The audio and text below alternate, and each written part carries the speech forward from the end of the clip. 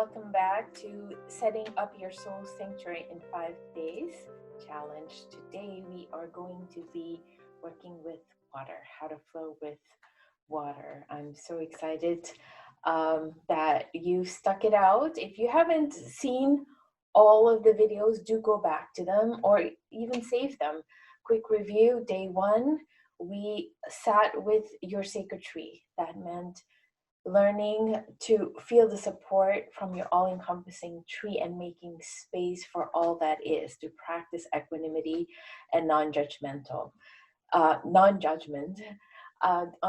day two, we worked with the air element. The air element represents our mental facilities. It allows us to face our highest truth, the big picture and the long view, and gives us fresh perspectives in our usual narratives to allow more creative insight, resilience, imagination, things like that to seep in and help us tackle overwhelm or some kind of conflict or issue that we have not been able to dislodge, to get any movement on. This fresh air will help us rise above what is happening and, like an eagle, look at things a bit differently. On day three, we worked with fire and how to stoke your inner fire. But the purpose of stoking our inner fire is to have a better sense of where we begin and end. Most of us have learned to shrink and are in a perpetual state of actual imploded anger.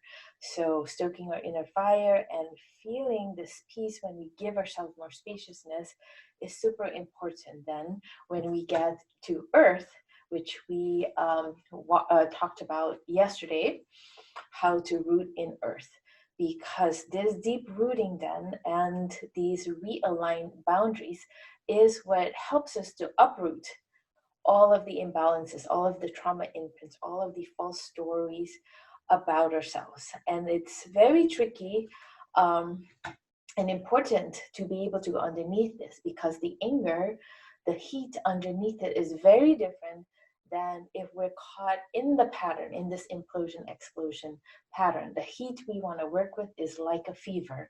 It helps us to concentrate and fortify our energy and anger to protect us from pathogens. But the ultimate goal is to reestablish homeostasis. Sometimes we work with this explosive heat that is the upswing of the implosion explosion pattern, and it's not uprooting anything. It is just a temporary release and relief, and before you know it, we're imploded again. We have this collapse sense of not being good enough, of weak, of vulnerable, powerless, and then we kind of rile ourselves back up and maybe have a little burst of energy or anger, or we're triggered, or sometimes we're workaholic or distracted. We are doing and feeling like we're productive, but we're just trapped in this cycle of suffering and this samsara wheel.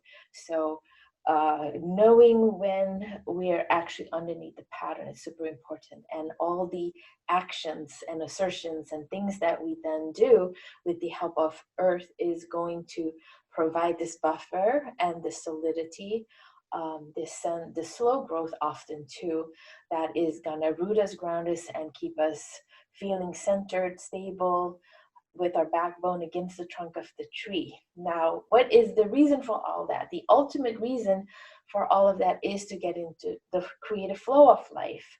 And we often skip all of that. We have great desires, yearnings, and intentions to be more creative, to flow with what is, to also allow our feelings to freely flow through us. We are often more interested, though, in joy and happiness and bliss and ecstasy and all those wonderful feelings. But guess what? The feelings don't, separate that for us and say, okay, here you get to feel the good feelings, and it's fine to then repress and dismiss the bad feelings. If we want to enjoy the flow of life and all that is, we need to befriend all of these feelings. So this is what ultimately then happens once we have more clarity, we get out of the implosion explosion pattern, we are not judgmental, we have some solidity and grounding. It's almost like the riverbeds of our inner earth are more solid and water can flow more vigorously. So let's experience what that is like. Lean against your sacred tree once again and feel your back supported. Feel your spine lit up. And this is kind of like a fluid and an energy. And you're going to feel more and more as you do this practice and become more present, more in tune with your anger and your inner heat, more in tune with your breath and how your breath helps you to ground, but also opens up your mind. When you connect more with the above and below dimensions of your tree, you're also going to feel the channel and your upper, your crown, and these upper chakras open up more, as well as your base chakra. Dig deep into the earth and feel that nourishment and connection coming from below. And this is part of being in the flow. Knowing that all this energy cycles through you, cycles through earth, and just like our breath cycles and we breathe together with the plants and the trees, our energy cycles through all of life in this way. And we are just getting our mind out of the way, are confused, disoriented, and often sabotaging, over identifying mind, so that we can watch and observe a little bit more and also alchemize with this heat what needs to happen, or compost or flush out, just like the elements in our bodies are constantly in a cycle and heat is in the cycle. We can transform whatever is no longer useful or not aligned to the body. Now, how to transform and heal with water? It does require you to drop in enough so that you make space for feelings. So as you become more and more in tune with how your mind, body, energy, soul, your heart, all of that intersects in your body, you're going to feel feelings well up more. You're going to feel the tears well up. You're going to feel, even just like we, sort of have a reaction when we think, biting in a lemon, and we might salivate, or we almost hit somebody in our cars and we feel like their sweat glands responding, or you feel yourself aroused, or your heartbeat increasing because you're afraid or you're excited or nervous. All of these sensations are the result of energy moving through us, of emotion, and of this idea of water and mystery moving through our bodies. Our minds then, relaxed and aligned with this process, will remove all the blocks and stagnation. If you go to an acupuncturist, they might be able to even feel with needles in your body because of blockages in your meridians. It's the feelings that often produce these blockages.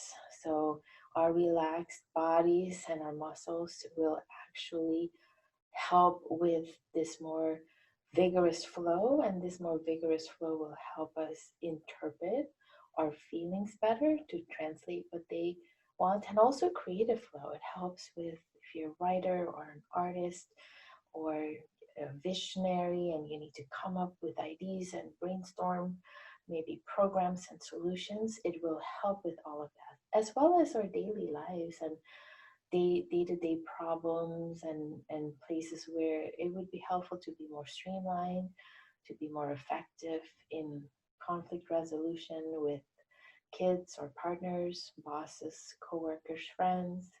It's helpful with all of that. So what is often a little overwhelming for people is the idea of their emotions becoming more intense, feeling worse before things feel better. So one thing to keep in mind, it's almost like perching, and my apologies for being a bit gross, but it gets more intense, harder, and we need to then really feel that energy move through our bodies. and feel that flow and all that interconnectedness to be released from negative emotional patterns that have become a part of us, and continue to interpret behind every feeling, even if it's intense or quote unquote negative, it's imbalanced. Make sure you go deep enough and understand what is underneath that. If there's loss and sadness, or sadness and depression, there's often loss. And you want to understand what the loss is and what you're to retrieve. If there's fear, you're wanting to go deep into safety or powerlessness, into how to become more powerful and protective of whatever needs protection. Same with anger. Anger is telling us where our boundaries are violated and where we need to upkeep them. So it's um, a similar process with all of our feelings. And while we might be focused on making sure everybody around us knows what we need, we first and foremost need to understand what we need. And we need to grant it to ourselves and look at all the things that we do that support this, the receiving of it, the giving of it to ourselves, and make sure that we trust ourselves and know that we can set limits with anybody who is not on board with this program. We don't need for them and everybody else to get it, for us to do what's best for our well-being.